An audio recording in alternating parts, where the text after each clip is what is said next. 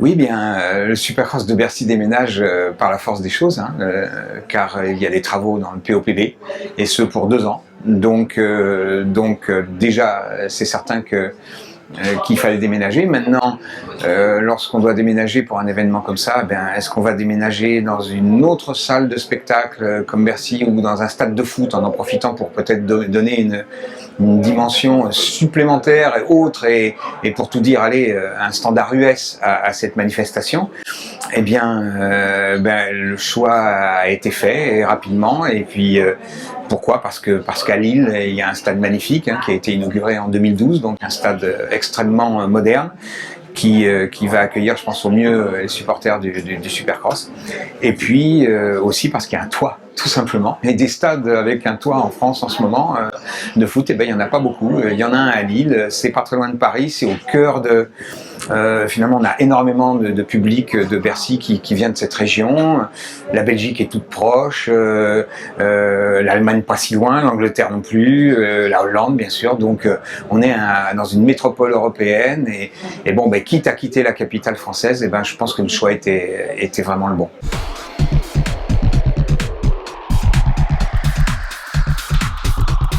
Le Stade Pierre-Mauroy nous a proposé différentes configurations et il y en a une qui a particulièrement retenu notre attention parce que c'est un stade qui peut se diviser en deux avec au niveau de la ligne médiane de foot un immense rideau noir qui descend du plafond et qui donne pas du tout l'impression d'être dans un demi-stade, mais dans une salle en elle-même.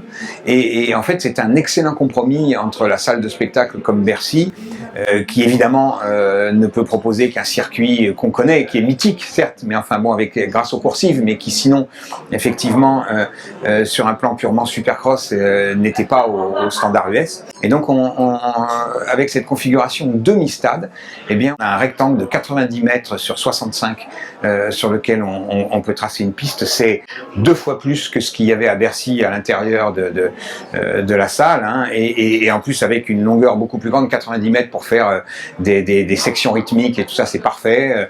On aura vraiment toute la panoplie de ce qu'on peut avoir sur un circuit US. Voilà quoi, c'est un Supercross US, sauf que c'est encore plus dense, plus proche au niveau du public. Je pense qu'il y aura une ambulance du coup qui s'en ressentira de manière positive, et en plus c'est chez nous quoi. C'est jamais qu'à 1 heure de Paris, de TGV de Paris, donc je pense qu'on a beaucoup d'atouts à Lille.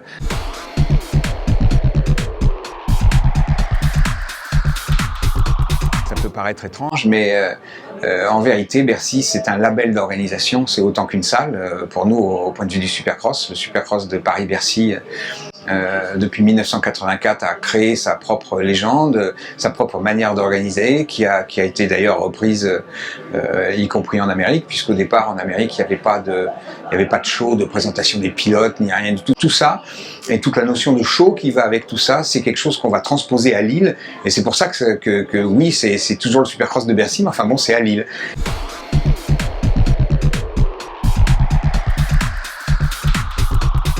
Et pour parler du format de la soirée et du format des courses, donc, il y a à la fois la volonté d'amener cette dimension supplémentaire, donc comme une piste américaine, on va dire, mais il y a aussi la volonté de ne pas déboussoler notre public qui aime cette manifestation, et donc du coup, on va se calquer sur ce qu'on connaît à Bercy. Une catégorie inter, donc 450, avec une catégorie junior qui l'an dernier, je pense, a donné vraiment grande satisfaction à Bercy. Bon, et pour les amateurs de 2 temps, ce sera un petit clin d'œil parce qu'on aime les 2 temps nous aussi, et ça fait un bruit un petit peu différent, et puis surtout c'est l'avenir quoi, donc c'est nos pilotes, c'est la relève, et donc on veut les intégrer au show dès maintenant. Et puis il y aura aussi bien entendu ce qu'il n'y a pas d'ailleurs en Amérique, c'est le FMX de top niveau, le label Bercy, avec évidemment les stars de la discipline, et en plus cette fois-ci un terrain de jeu qui va être quand même agrandi aussi puisqu'on a de la place, et donc notamment il y aura un quarter pipe qui permet les dernières figures à la Tom Pages qu'on n'a malheureusement pas pu voir à Bercy jusqu'à présent.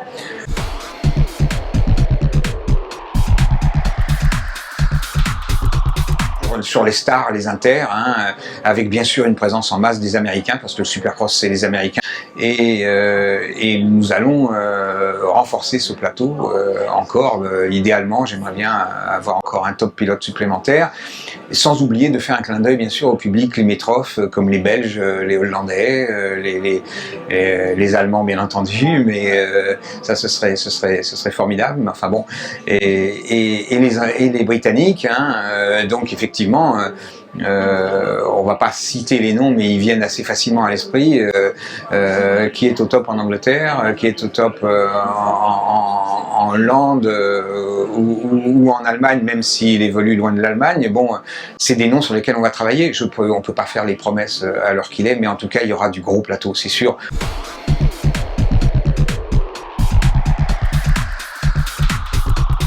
Alors, grâce à la capacité du stade de Lille, donc qui va être de 24 000 spectateurs, on ne va pas faire 3 soirs comme à Bercy.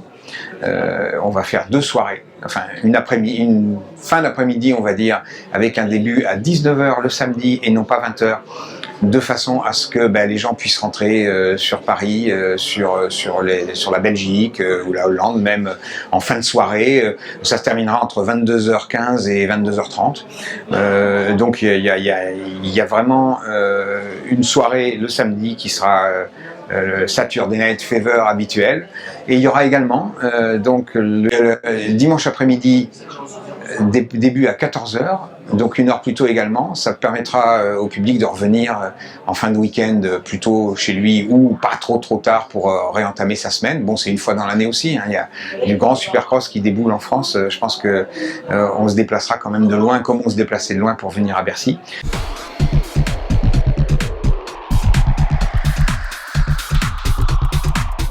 Alors bien sûr, comme c'était le cas à Bercy depuis plusieurs années, il y aura tout un tas d'animations, d'opportunités de rencontres avec les pilotes, comme des signatures d'autographes, etc. Et ce, encore plus à l'aise qu'à Bercy, puisqu'il y a plus de place autour du stade Pierre-Mauroy, pour faire vraiment, pour que notre public fasse une expérience véritablement supercross de haut niveau, son expérience annuelle. Et là, pour ça, donc, on pourra arriver dès la fin de matinée le samedi et dès le matin à 9h, 9h30 le dimanche, il y aura de quoi voir et de quoi s'occuper toute la journée, et il y aura de quoi s'occuper le samedi toute l'après-midi et toute la soirée. Donc avec cette fois-ci, je dis encore beaucoup d'innovation. On a de la place, on va essayer d'en profiter, quoi.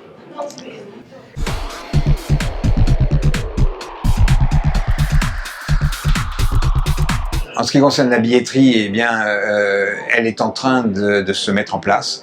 Et vous qui regardez motovert.com, eh bien, restez sur motovert.com, revenez-y plutôt, on va dire, allez, d'ici quelques semaines, d'ici la fin février, la billetterie sera mise en place. Il y aura un peu plus de catégories qu'à Bercy, et donc puisque le stade a 3 niveaux de tribunes au lieu de 2 simplement à Bercy, donc il y aura des packages possibles, je pense, avec visite du paddock intérieur, avec donc les signatures d'autographes éventuellement privées, la visite de la piste peut-être. Enfin, tout ça est en train d'être finalisé à l'heure où nous parlons, et donc fin février, rendez-vous sur motovert.com pour venir réserver vos billets pour le Grand Supercross de Lille qui se déroulera les 15 et 16 novembre 2014.